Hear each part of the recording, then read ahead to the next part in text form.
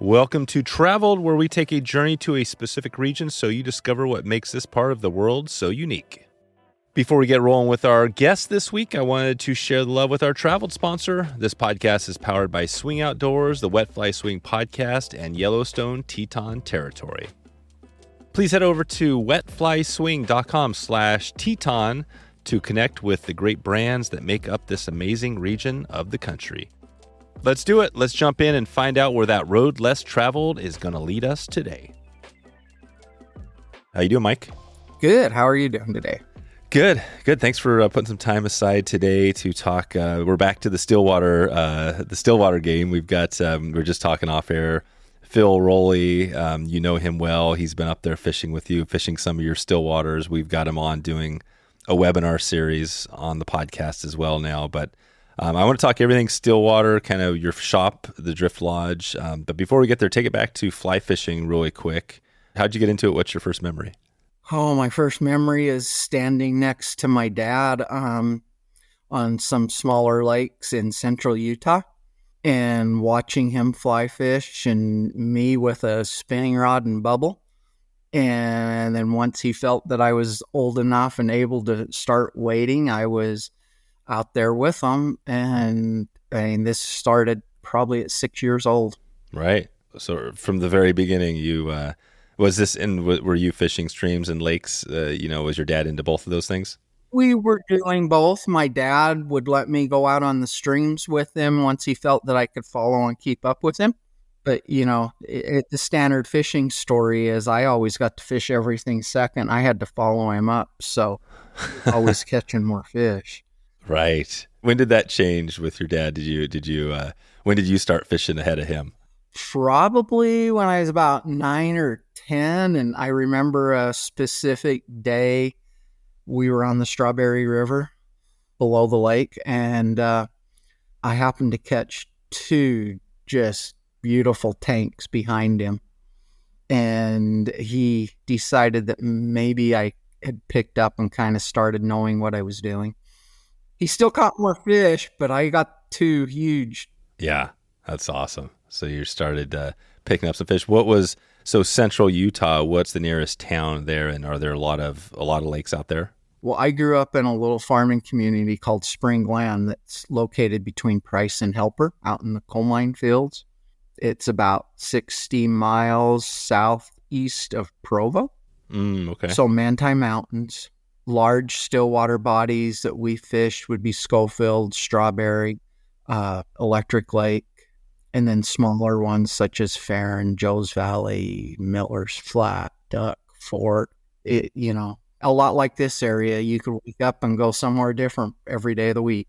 Yeah, that's what I was going to say. So are the lakes, the stillwater opportunities where you grew up similar to where you are now? I probably have a few more options up here, but they're close. They're a little bit closer.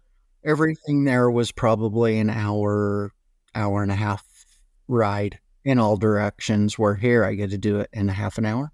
Wow. So you guys, as a kid, 6 years old, you're out there fishing. What was your dad? What did he do for work? My dad was a school teacher, principal and educator. I also spent a lot of time he's my great uncle. He's my dad's first uncle, who was the sheriff down there, who was very, very avid fly fisherman. And he was always looking for partners. And I was the right age that he could come and kidnap me and take me with him. Oh, nice. So he's my dad is the first, but my Uncle Abby was my hero. Oh, wow. Yeah. So your uncle was just as much into fishing, fly fishing, stillwater, everything? Oh, yeah. And I would kill for him to be able to come up here and walk in my fly shop right now. Yeah, would he be pretty proud walking in there? Yes. Yeah, that's amazing. He was the joker, the antagonist. He, once he retired, he just lived for fishing. Right. Yeah, it reminds me of a little bit of my growing up. My dad had a small fly shop, and I remember there was a few sheriffs that would come in, and hang out in the fly shop, even during, I think it was on their breaks. You know what I mean? They were big fly fishers, and And yeah, I always thought that was cool. It's like everybody, there's all these people that love fly fishing and they have all these different jobs, sheriff, teacher, like you name it. And we're all in it for the same thing, right? How did you go from, that young kid? When did you start to know, this was going to be something you wanted to make a career out of? Oh, that probably didn't happen until upper 20s, 30. I had, we had created a group of college friends that would make an annual trip up this way, sort of. We'd go over and fish on the Beaverhead and the Big Hole, Jefferson. And one day we were staying at a little campground and one of the lodge owners came down and asked us to go help move a piano. We moved the piano, they all left, and I stayed and just about bought the place. No kidding. Where was this at? Just outside of Dillon.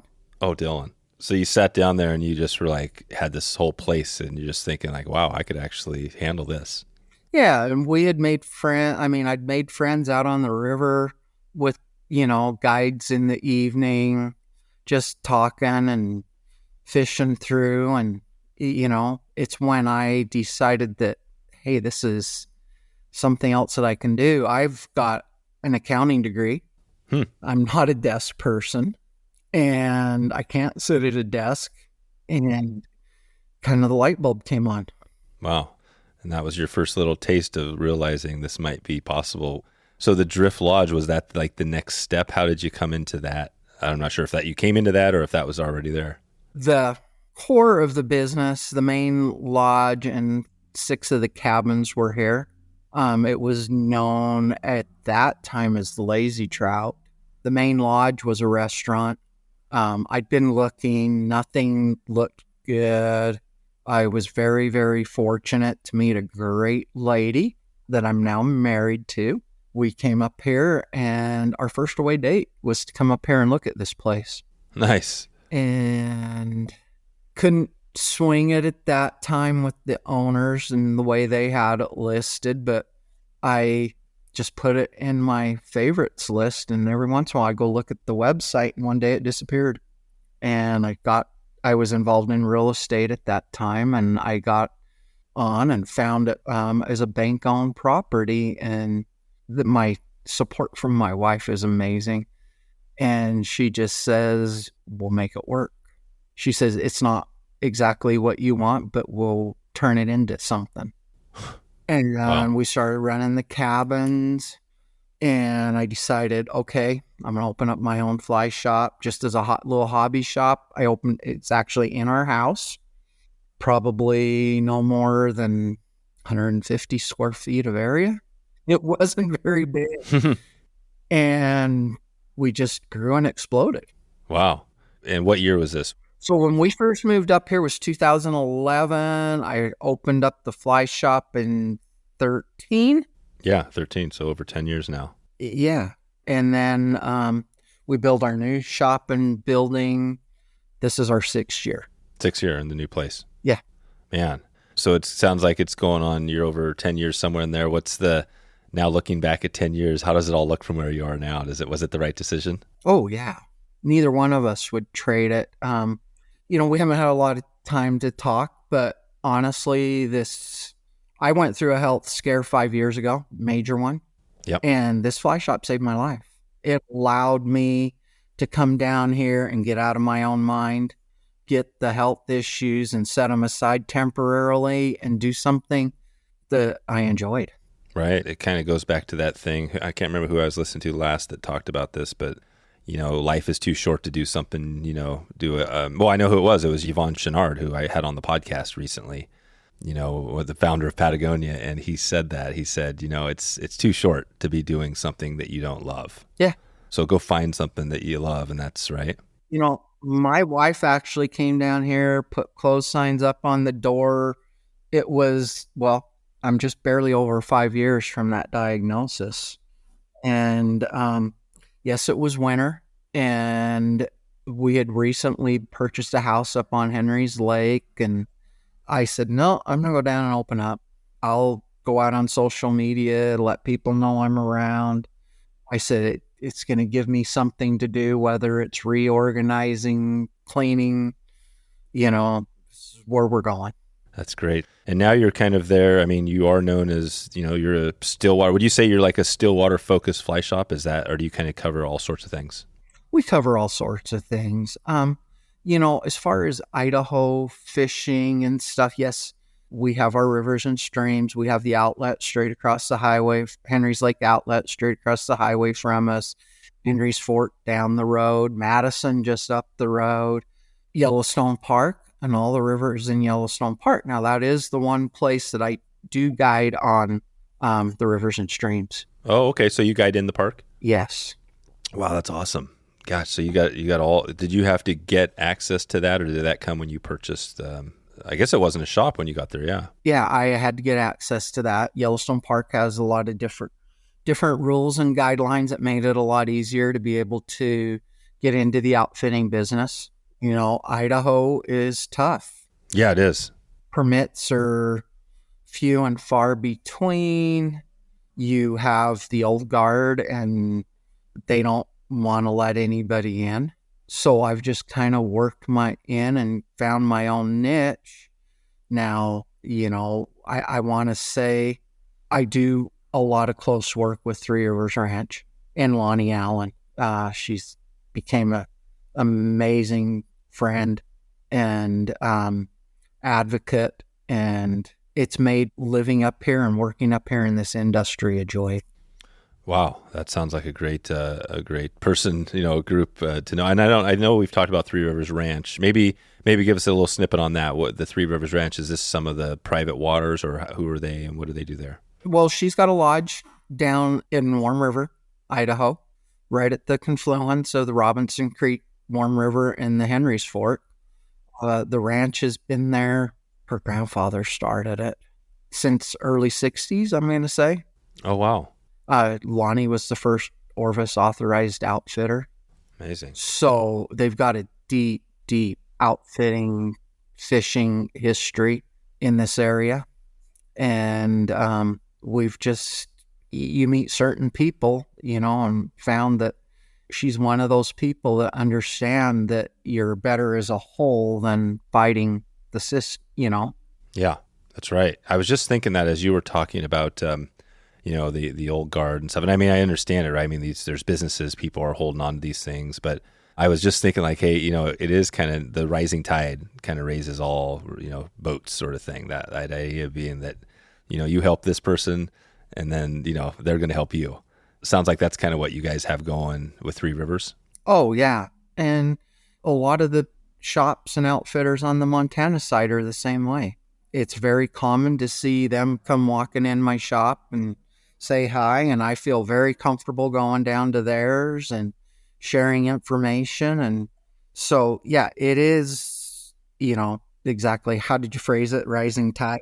Yeah, the rising tide. I can't remember the quote. I say this enough that I should probably have the exact quote, but it's, the rising tide lifts all ships, I think. Yeah, and when I first got in, I went over and talked to Kelly Gallup, and he helped me with vendors and suppliers, and so it's such a great community up here. Yeah, it sounds like it. And we were up there, and we're going to be going back up there. That's the cool thing about this conversation here is that, we talked. Phil Rowley is a good friend of yours and ours, and, we're going to be going back there. I know he spent a ton of time out there. We're putting together, one of our schools, clinics. We're not quite sure what it's going to, look like exactly, but it's going to be us fishing out there and probably with you and Phil and some people. So yeah, and it's just a cool area. I mean, I think, what is it about that area, do you think? I've asked this before, but what is it that, what sticks out? Why is it so unique? I mean, obviously it's got all these great waters, but other than that, what is it?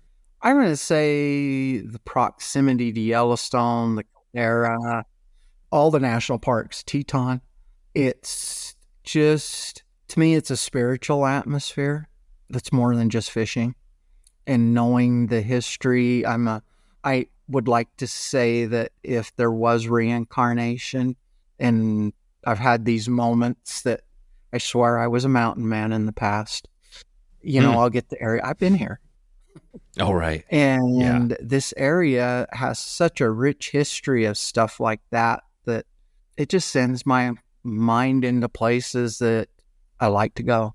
Yeah, I mean, I think that's probably, for those that have been to Yellowstone or that area, it's just this really, I don't know what, yeah, it's all the volcanic in the history, right? You have all that geology going on, but then you have all the history of the people, that have lived there over Yeah. time, and I'm sure you're getting some of that, right? Oh, yeah. And, I've worked heavily in the tourism boards in the area. I've made connections with a lot of the local indigenous different tribes, and the people will come around and they've educated me on their ancestry in the area. And, I can go sit up on the fire hole. I've got a couple spots that I'll just sit down and watch the fish roll out in the river and be happy. I don't even have to fish. I use fishing as an excuse to get there. Exactly. Yeah, I think that's what we're all kind of. Well, I think you kind of have that whole thing, right? You start fishing and you want to catch more fish and bigger fish, but eventually, yeah, it's not even about the fish. Well, It's everything else, the travel and the places. the self-fulfillment. Yeah, nice. Well, you mentioned Henrys Lake, and there's all these lakes that are in that area. I want to just touch on that a little bit because we're going to be fishing some of those areas. And my thoughts are I think we might fish some private waters. I think we might fish Henrys. I mean, maybe talk about, and you got Hebgen Lake there. If somebody's coming in, let's just take it to your shop. They come in, during the peak time. I guess it's when it's not super snowy out there. What do you tell somebody? They say, hey, I want to fish stillwater. How do you start them off? My basic question is, what's their preferred style of fishing? Stillwater. Are they an indicator guy? Are they a strip and retrieve? Are they a surface? Do they go catch the gulpers? And then I try to point them to where I know their best opportunity is going to be. Okay. What if they're kind of new to stillwater? They've done a lot of stream fishing, but they don't know the area at all. Haven't done a lot of stillwater. Again, it depends on the year and the time. Henrys Lake is a traditional trophy trout lake. It can humiliate the best of us. Yep. You've been skunked at Henrys? Oh, yeah. I don't know anybody that's fished up here that hasn't at different times. Yeah. Is Henrys a lot different than Hebgen as far as how difficult it can be? Yes. Yeah, I think Hebgen's a lot more forgiving. It's a little more expansive lake with a little more, with the canyons and the different inlets and everything. So, it's just getting to understand where the fish are at in there. But there are more fish, I think. It's just, you're not going to catch big fish like Henrys. Okay. But I also have been told by Montana Fish and Game that, they've shocked that lake and came up with multiple brown trout that would have set the Montana state record. And this is in Hebgen? Yeah. Oh, right. And Hebgen is a little bit bigger, right? It's kind of a different looking lake.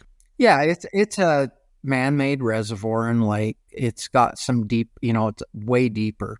Henrys Lake's a shallow lake, 20-foot max, 22-foot max, a little warmer water, a lot more aquatic bug life and options. I think, the Henrys Lake fish typically only have a lifespan of 4 to 5 years. And Fish and Game and anybody I talk to that seems to know anything, it's basically the Henrys Lake fish eat themselves to death. Oh, right. A Yellowstone cutthroat and Yellowstone Lake, which we didn't even talk about earlier, has a general lifespan of around 14 years. Oh, wow. Holy cow. And Yellowstone's just to the a ways to the east, right? From there. Yeah, we can be out on Yellowstone Lake in about an hour and a half. That's inside the park. Gotcha. Yeah. So because you're right there on you got the three, Montana, Idaho, Wyoming, right? You're kind of right in the middle. Yeah. Right in the middle of that. What's the town you're in? We're in Island Park. We're on the north end of Island Park proper, the longest main street in America. That's right. This is Island Park. We've talked about this because we have done a few episodes. This is the one where it's the city is literally like 500 feet on each side of the highway. and how long is it? 5 miles or something like that? 38 miles. Yeah, you got this. Interesting. Love the story. So we'll put links to those episodes we've had on that where we've talked about the story there. But So yeah, you're easily accessible to these lakes. Hebgen. What are the other ones that would be out there that are big ones that people would maybe know of? Well, Island Park Reservoir on the Idaho side. And then, we mentioned Hebgen, but you've got Quake Lake, which offers opportunities way different than any of the other lakes that we have. And then you've got lots of smaller lakes like Wade, Cliff, Hidden. Oh, I didn't mention Elk Lake earlier. All of them right there within not much more than a half an hour to get there. Oh, numerous alpine lakes, they're so small we try to not hotspot them. Yeah, sure.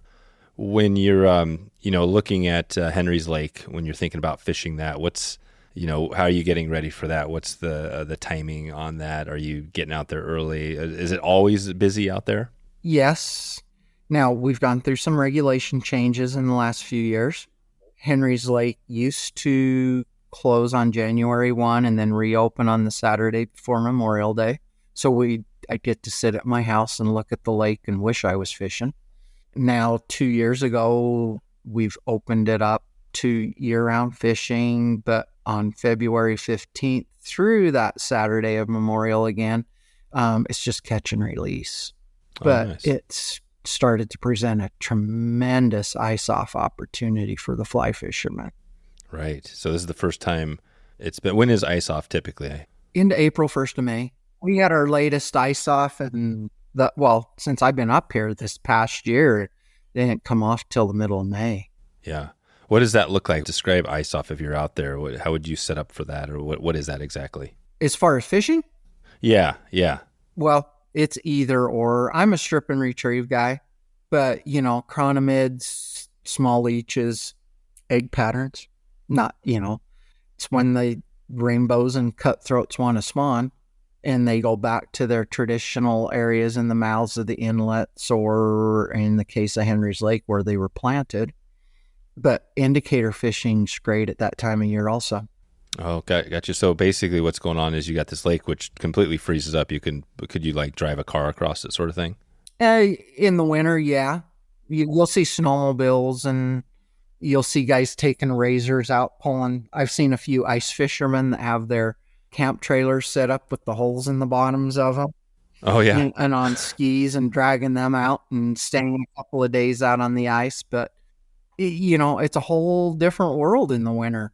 We've actually started with the extension of the season, started toying with tying jigs.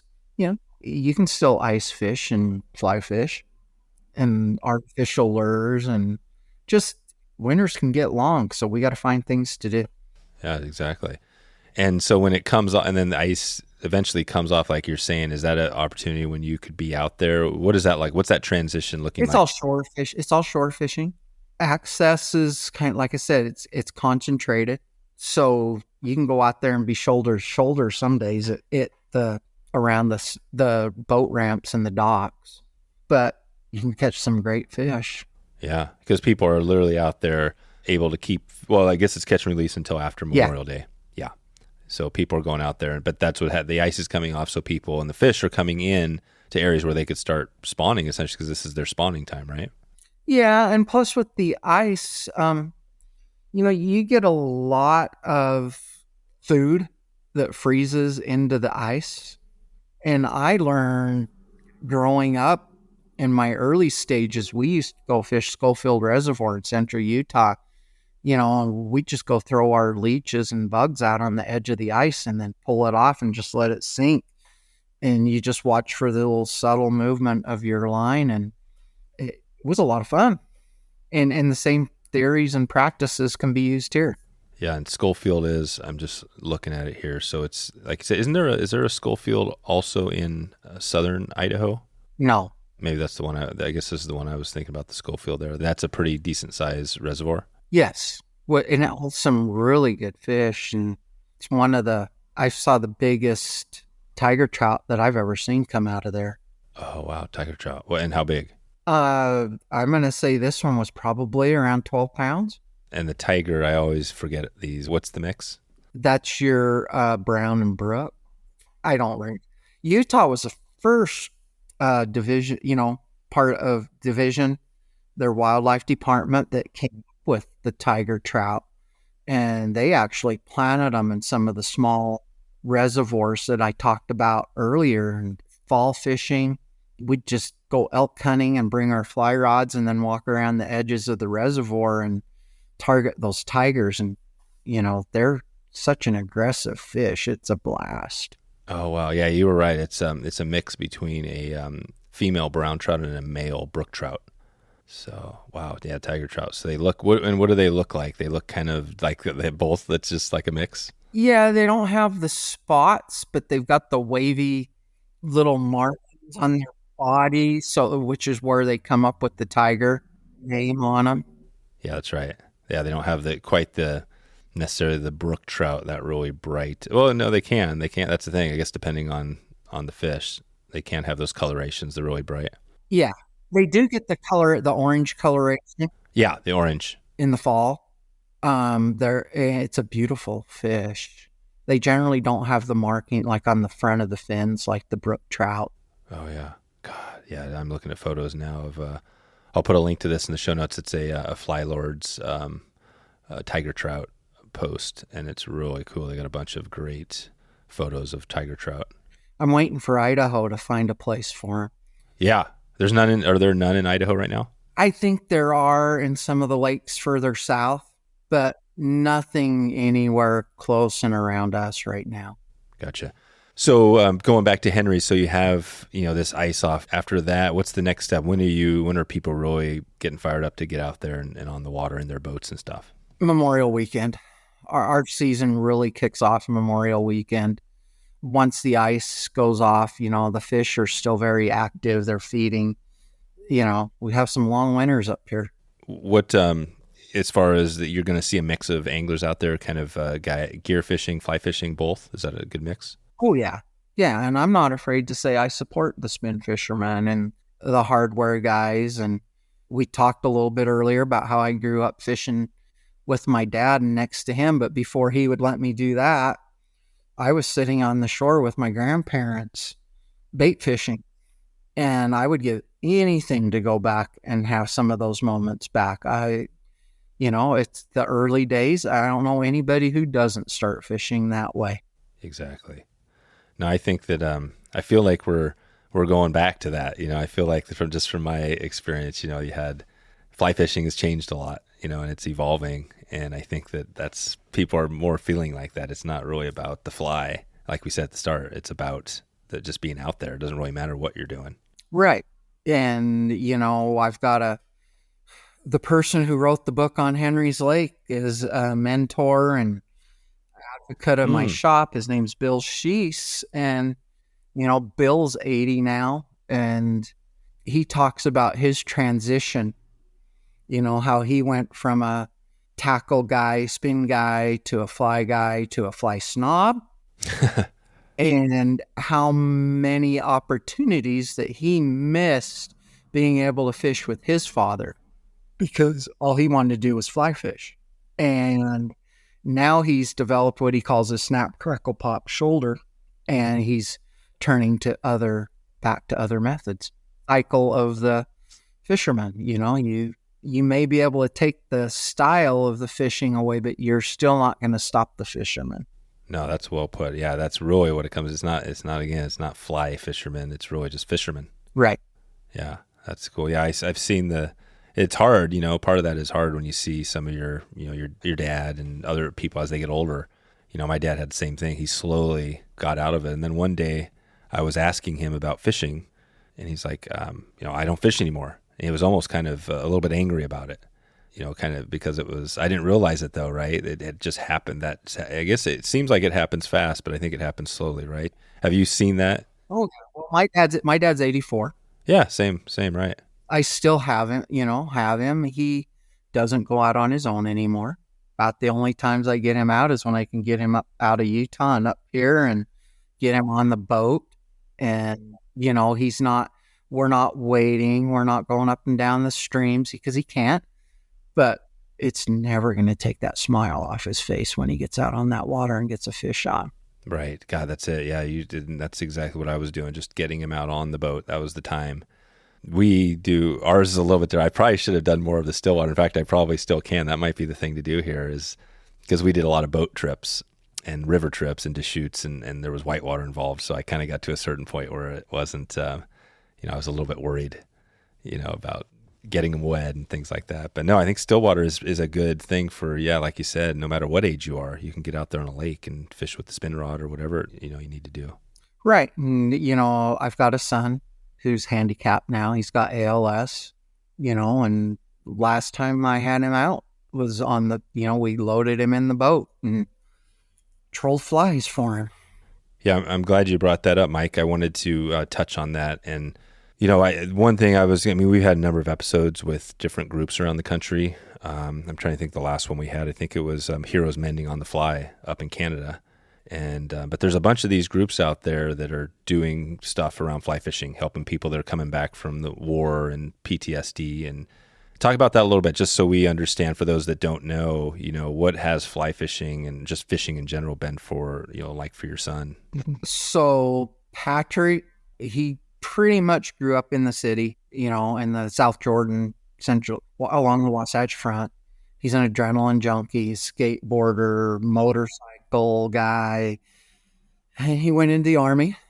We moved him up here as a high school senior. We took him from a high school class of 2000 to 35. Wow. As a senior. God. Jeez. Did he like that? Or was that not a good thing for him? At first, no. But as it all went on, he goes, it's the greatest thing we ever did for him. And he came back out of the Army with a disability from traumatic brain injury. He started fishing and has made it his life's ambition. He goes, it puts him sort of like, we've talked about, in that place of being happy and relaxed. And now he's got a dream. All he wants to do is help others. It's not about him. His meaning of life is to help others. So we will, coming up this summer, spring, be having an outing for veterans with him hosting here. Oh, wow. We haven't got the specifics or anything worked out on that, but that's his wish. And guess who gets his wish? Wow. That's got to be pretty powerful for you. I mean, what an event. Is that something that, how do you even plan that? Do you have groups? Are there groups that can help, organize this? I've worked with the Wounded Warriors of Field, Healing Waters, just all of them. And the military network is unbelievable. How these guys band together, help each other. So we will organize through there, or may do our own little independent thing. Sure. But the idea is to get everybody out on the water, like we said, earlier, get on the water and just think about something else other than... Hopefully they can learn what he learned. Yeah. So when he's on the water, he's loving, is it fly fishing? Is that what he's into? Yes. Oh, he's all fly fishing. He may be a little bit on that snobby side that we talked about. That's the only way, growing up, he didn't get the experiences that I did. He is a stepson. Oh, right. So he came into my life and the fishing later on, and he grabbed that fly rod and got out there, and he found his place. He became a great guide for me.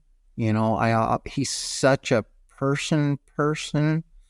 He wasn't my most knowledgeable guide, but guess who was my best reviewed guide? Oh, really? Yeah.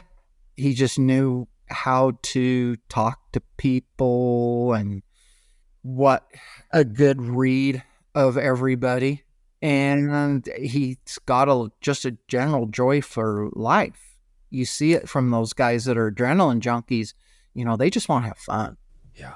And it sounds like he has that skill, that guide skill that you can't really teach necessarily, right? Just being the people person, knowing, that whole thing. It sounds like he loves that. Oh, yeah. And we talked about Lonnie Allen and Three Rivers Ranch earlier, and I sent him down there to their guide school, and the staff down there, every time I go down there, where's Patrick? They haven't forgot him. So Yeah. yeah, he makes people laugh and enjoy, just a good kid.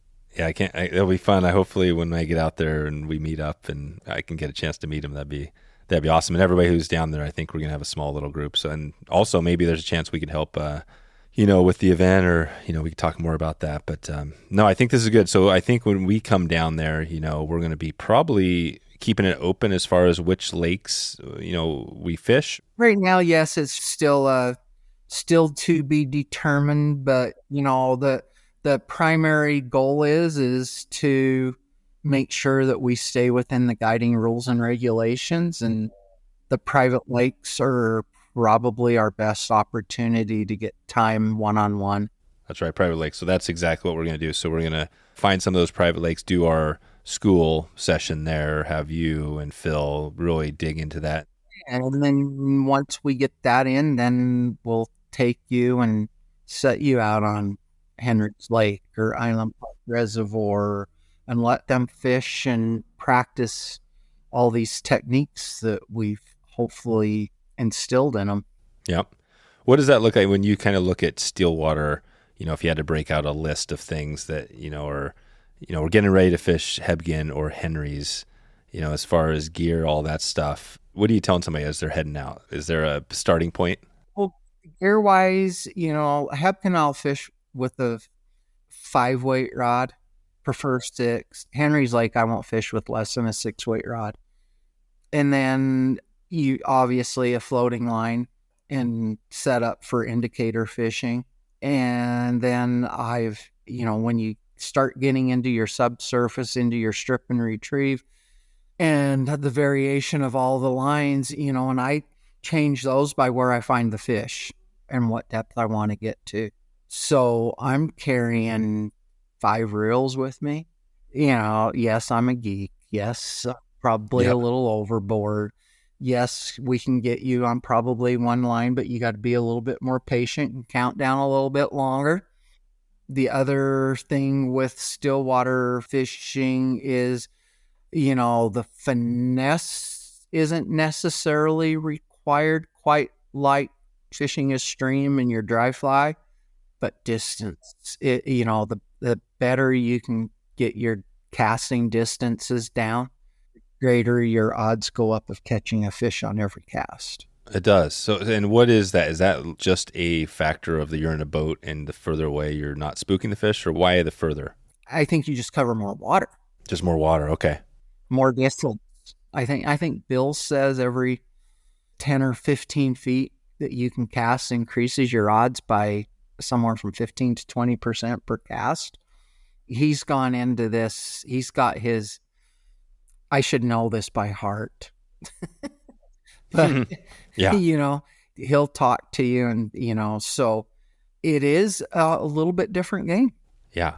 Would it be a long cast for you or anybody out there? What are you shooting for on some of these? Well, you're standard fisherman. You're really not going to see someone throwing a full line. You get these old guys out here and they brag about throwing a full line. But, if you can hit that 50, 60 foot range. Yeah, that's pretty good. 50, 60 feet compared to, say, 30, which, you're going twice as far. Is about all you're doing on a standard river and stream. And, but if you're fishing surface, stillwater, like over on Hebgen and stuff, you don't quite need that distance. You're going to be more concerned about presentation and not spooking that fish off. Oh, so Hebgen's a little more on presentation, or that's a bigger part of it? Yeah. If you want the gulpers and the topwater action. Right. So on Henrys, you're thinking you make that 50, 60 foot long cast, and are you how to talk about that? How are you first finding the fish? If you don't know kind of where they are in the lake, inlets and the channels and shelves. As the year goes on, they'll transition out and into the deeper water. Temperatures go up, fish go down. Gotcha. So you're once they transition out, sometime, when is that? Like in July, sometime, or there's a transition? Yeah, mid-July they'll start. And fishing, a lot of people don't want to follow them. So yes, the pressure will drop, but fish are still there. Right. So you have to just get a heavier sinking line and just now go deeper. Yep. Or a longer leader on your indicator.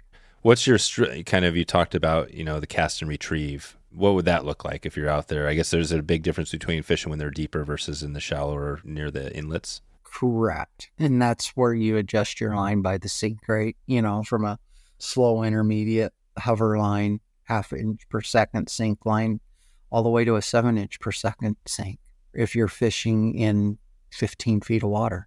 Okay. So the deeper 15 feet of water, 7 inches per second, you might cast out there and let it sink for 10, 15, 20 seconds longer? Yeah, just a countdown. So if it's to make the math easy, let's just say 6 inches per second and you want to get it 14 feet, 28 seconds.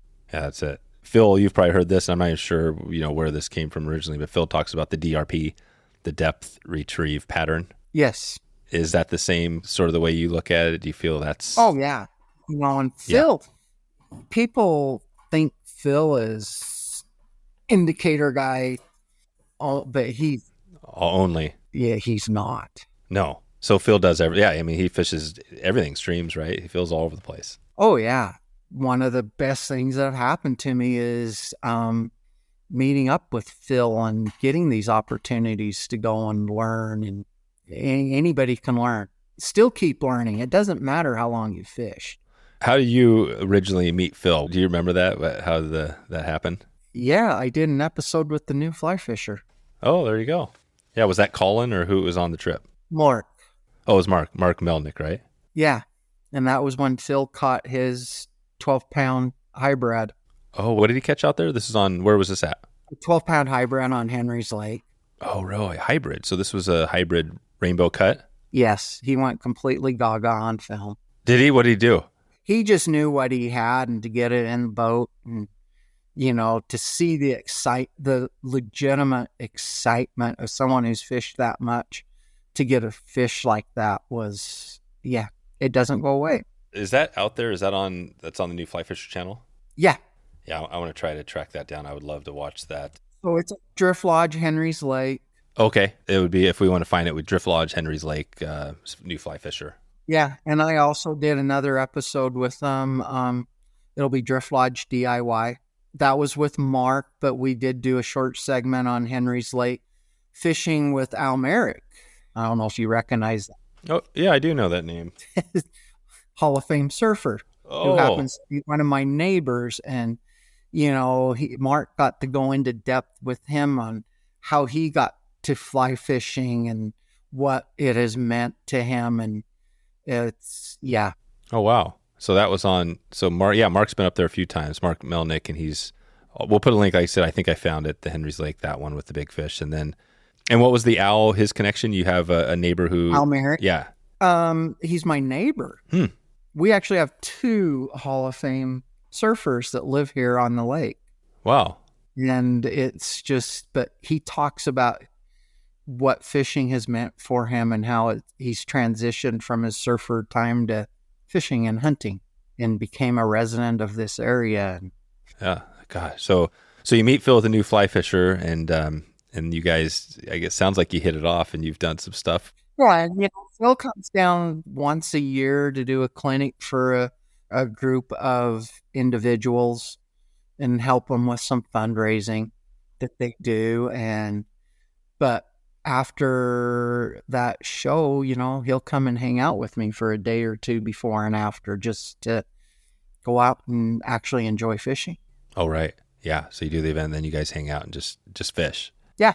And how the connections work and everything like that. It's, you mentioned Colin. Mm-hmm. I recently had Colin take me up to his lodge in Labrador. Oh, wow.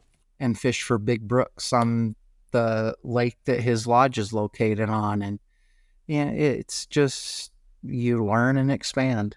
Yeah, Labrador would be a good place to get up to. That's definitely on the bucket list there. It's on my bucket list to go back now. What was that like up there? What's the, there's so much cool stuff. What do you really, do you remember most about that trip? The sheer beauty of the area. Again, it's different. It's magical. It's a lot like being around here. But it's a different, we were fishing for big brooks. We had bad weather, so we never really got off of the lake because it's all, float plane access pretty much to everything. But I also got my first real taste to catching northern pike too. Oh, so you guys got some pike fishing. Yes. God, was that pretty awesome? Yes. Now I'm looking for waters around here for me to go and get back into catching a few. Again, we talked about the aggressiveness of the tiger trout. The aggressiveness of the pike is even more off the charts, and a lot of people don't like to catch them, but Oh, really? Why is that? I don't know. It's a different type of fishing, and everything has its, when you can put a 45-inch pike in your hands. Jeez. Yeah, that would be cool. I think just for me, like the diversity of just a new species, it doesn't matter what it is. I think that's kind of an awesome thing, to be doing. But we're going to take it out of here in a bit. But, circling back, if somebody is, like we're heading up there, we're going to be planning this trip. If somebody else was thinking about, heading up that way, you got all these lakes. What's your planning tips, or where does somebody start on, I think you mentioned before, like, what do you want to do? But there's so much water, what do you tell somebody if they're like, oh, I don't know where to start? I recommend giving it no less than 4 days of fishing time. Number one, because, our weather patterns can be so volatile up here. The more days, that way you're kind of guaranteed to get a couple good days along with a couple of the other days. Yeah, the other days. And what's going on right now? Because I know it's getting colder. It's November. We're getting close to like Thanksgiving. What's the weather like there right now? What's going on at Henrys? Well, I woke up this morning. It was 22 degrees at my house. Henrys Lake up until this morning was still open. There was a little bit of open water out in the middle of the lake this morning, but the edges had froze again. So I don't expect to see much open water fishing happen after this coming Saturday. Yep. So this is it. So we're wrapping up the season. Yeah. And then this episode will likely go out maybe in January. So by January, it's going to be pretty snowy there. Yes. We average 144 inches of snow here a year. 144 inches. There you go. And you guys, I'm guessing you've seen some changes in snow levels, climate change, stuff like that, or do you guys always get lots of snow? No, being around the caldera with the typically warmer waters in the area, it's always been a lot of, an area that gets a lot of snow and stays pretty consistent, or, haven't experienced drought in the way as a lot of other areas have. However, we are coming out of one. Oh, really? Yeah. Oh, that's right. Yeah, because you've had a couple good, well, last year was a big snow year, right?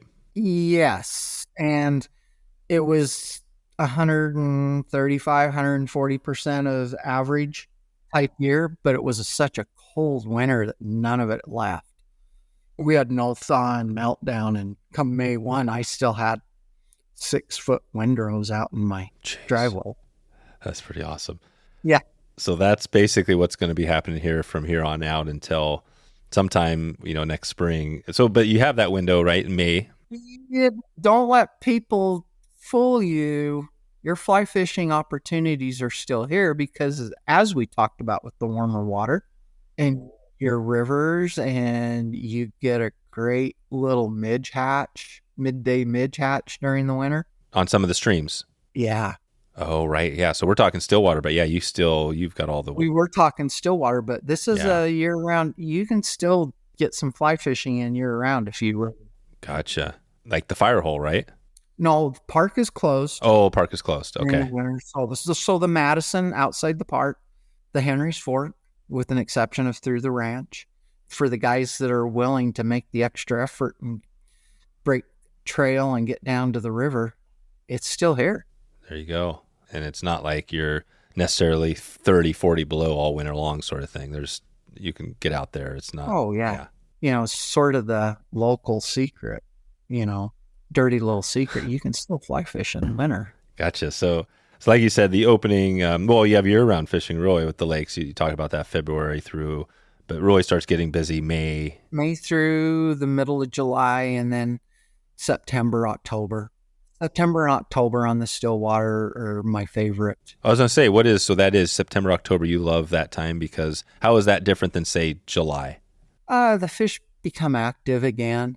They've grown. Oh, right. They're bigger. Yeah, you've got bigger fish, and they sense that the long winter's coming, and they get very active in their feeding patterns, and it just creates some great opportunities and usually less pressure. Right. And the weather can still be great. I mean, we were over there early October. We were down in Driggs. And I mean, it could have been July. It seemed like, it was that good. The weather was that great.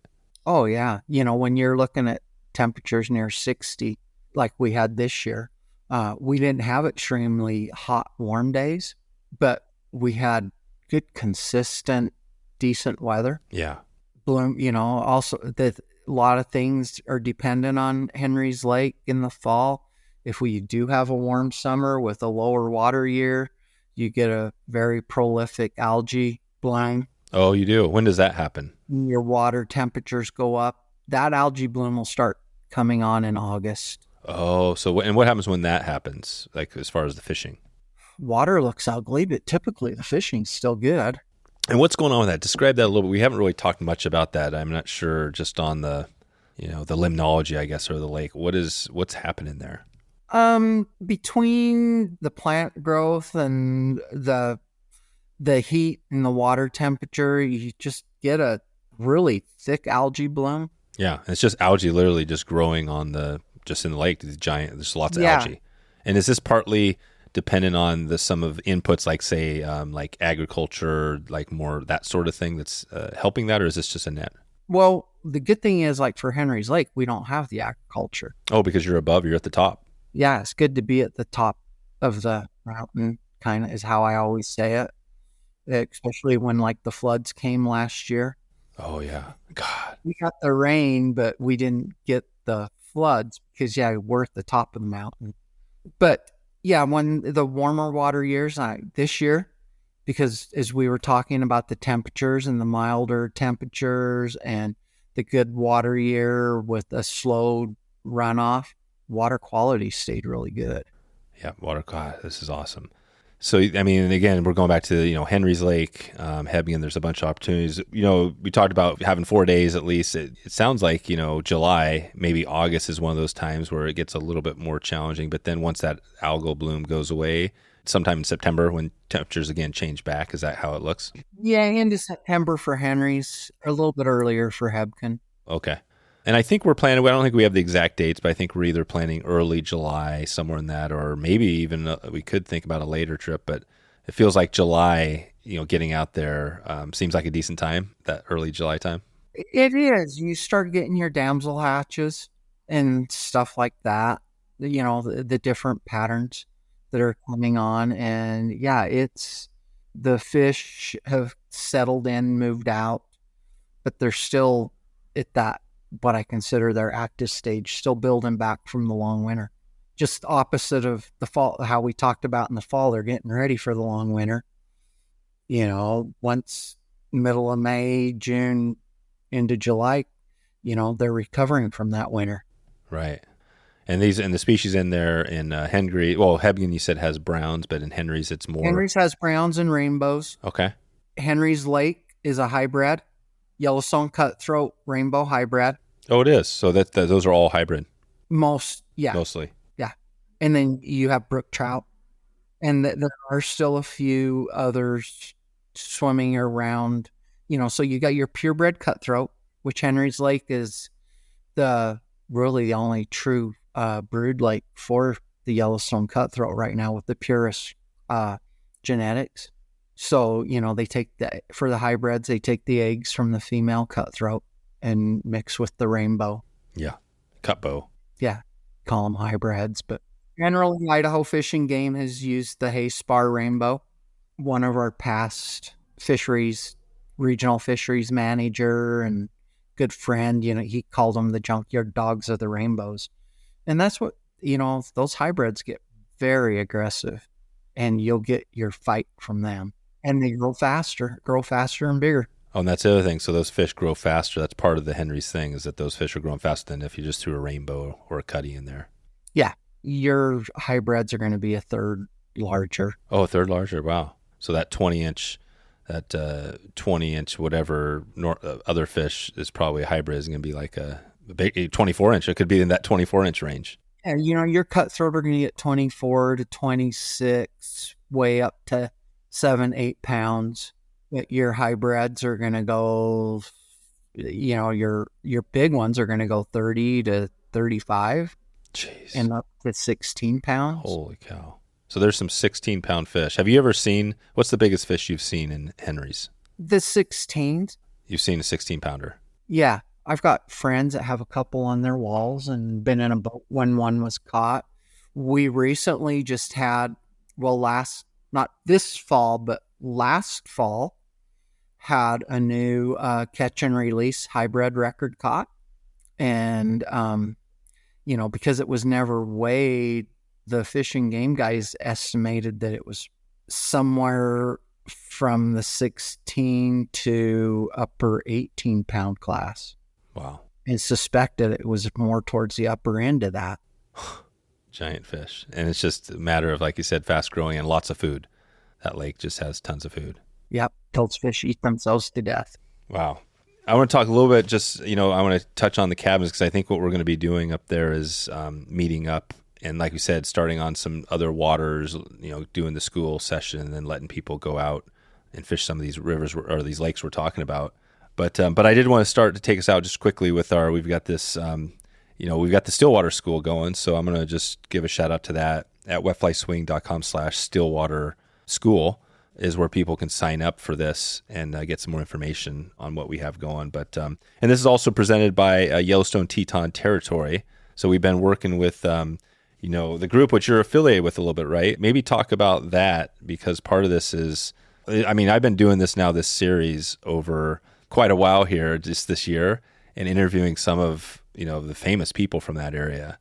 And it's pretty cool. So what are your thoughts? First of all, what was your experience with the Yellowstone Teton, that group, and then who are other people we haven't talked about that are kind of famous in that part of the world? Well, Yellowstone Teton is our local regional tourism board. We're funded through the state, and we have a 2% bed tax, and they give a portion of that money back to our region to advertise and bring people up here. I have been the president for 3 years. I just finished my term. And we're here to promote the whole area. So, I guess one of the things I would classify as one of my advantages is I'm not just a fly shop. I know the area. I like, everyone has different interests. And we can keep you busy every day of the week doing something different, but we can also have you out on the water every day too. Yeah, that's it, because there's a ton of things. That's what I've been learning about the area. We've had it's been pretty interesting, because we even did like a hot springs that, there's all sorts of cool stuff, but there's lots to do out there. What are the other things other than fly fishing? There's lots of winter activity, right? Like we were saying. Oh, snowmobiling. This is the snowmobile capital of the world. The number one snowmobile destination is Two Top Mountain, where you see all what they call the ghost pines, the frosted pine trees, and I'm sitting looking at the top of Two Top Mountain right now out of my shop window. Wow. So you have wintertime snowmobiling, summertime ATV, motorcycle, just lots of sightseeing, birding, RVers. We have a lot of RV opportunity up here for those people. Oh, yeah. So somebody could pull up an RV, and there's plenty of opportunities there to put up the camper for a week. Yeah. Whether it be in a regular RV park, Forest Service campground, or some of the open camping areas. Right. And then, of course, you got Yellowstone. I mean, that's the thing, that's where you are. You've got all this, right, 100, I'm not sure if it's Well, I'm 17 miles to the west gate of Yellowstone. So 20 minutes, you're in Yellowstone. Yeah. So you got Yellowstone, and then and then, of course, obviously the fishing and the hunting too, right? Hunting's got to be huge out there. Oh, yeah. Hunting in the fall is big. We're still hunting elk, muzzleloader elk up here. Oh, right. Then the Tetons are just an hour to the south of us. I can see those from my shop too. And all of those waters, the Teton, Fall River, South Fork. God, it's cool. And I will just give one more. So at wetflyswing.com/Teton is a link. It'll go over to that website, and you can see all this stuff we're talking about. There's a ton of companies, fly shops, everything, lodges, you name it. And I'm sure, I haven't even looked, but I'm sure you're probably your lodge is probably on that spot Yes. somewhere there. Yeah. Yeah, and as we mentioned, most of our shows that we did with Phil and the new fly fisher have been sponsored by Yellowstone Teton Oh yeah, there you go. and all the other lodges around here. Yep. And so at your lodge, I think we're going to be doing this too, right? So we have a small group of people come in there. Talk about that at your lodge. So we're going to have these lakes. Yeah. I have 15 cabins here. They'll sleep anywhere from 2 to 12 people, depending on which one you're in. We're very centrally located. 5 minutes, you're over on Henrys Lake. 20 minutes, you're on Hebgen. Half an hour, you're on Quake. Go south, 20 minutes, you're on Island Park Reservoir. As far as the stillwater stuff goes, it's really the same distances for Henry's Fort, Madison, and then all the waters into Yellowstone Park. And Yellowstone too. And so when we're at the cabins, if we're staying in, let's just say we've got a cabin there, describe that a little bit. What's that look like? Are we going to be, I'm not sure, do you have a lodge? I can't remember what the plan is on the food. Maybe that's something we still need to figure out. We have kitchenettes in all of them. Okay. So, but I do have the main lodge, and as far as general plans for the show, we will take the main lodge and we will bring food in for the group. That's right. So we're going to do everything out of there. So it's basically all inclusive. We'll be able to that'll be our place. We're going to do the school, do our sessions, and some of the stuff I'm doing with Phil now will be adding to that, some of these webinars and things. But ultimately, I think we want people. All your off-water sessions will be done here at the fly shop or in the main lodge. And then we'll take you out and get the rod in hand and hopefully some fish on. Yeah. And you'll have all the flies and anything we need there at the shop.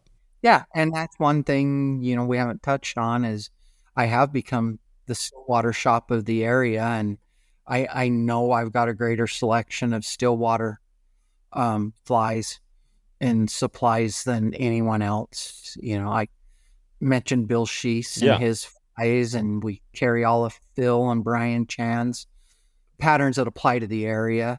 There's other guys such as Denny Rickard. Oh yeah, Denny, right.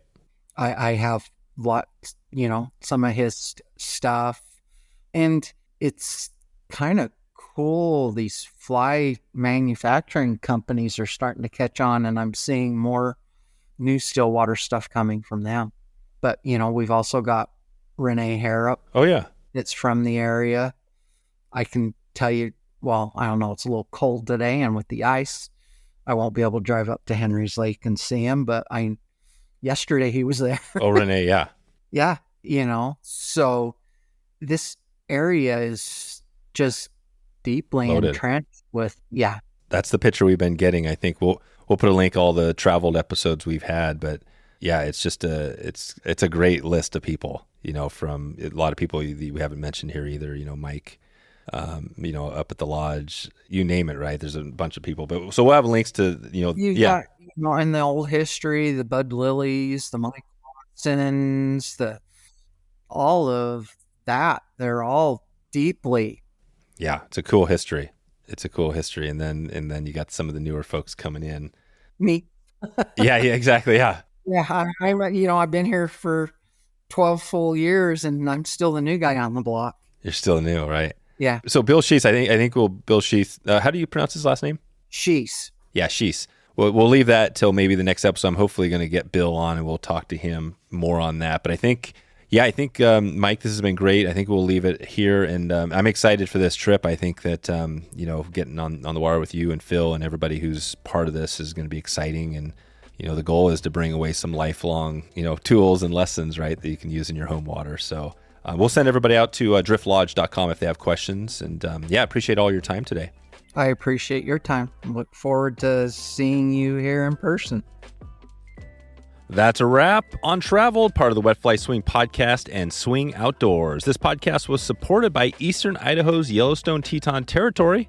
You can support this podcast and Eastern Idaho by heading over to wetflyswing.com/Teton right now, and you can let any of the brands know that you found them through this podcast and click in there and check out all the great brands. We've had a number of them on this podcast, and we would love you to find out all the good stuff they have going. You can also check in with me anytime, Dave at wetflyswing.com, if you have any questions or feedback or have an idea of where we should be traveling to next. And one big reminder before we get out of here, the Stillwater School is going right now. If you go to wetflyswing.com/Stillwater School, you can find out if we have any slots available for the big trip out to this part of eastern Idaho. Phil Roy is going to be our guru. He's going to be breaking out the Stillwater magic. And if you wanted to up your game this year, this is your best chance right now. You can check in there or send me an email. Like I said, dave@wetflyswing.com. And as we roll out of here, I just want to thank you for taking the time today to check out the Traveled podcast. And I appreciate you for your support and all the listens here.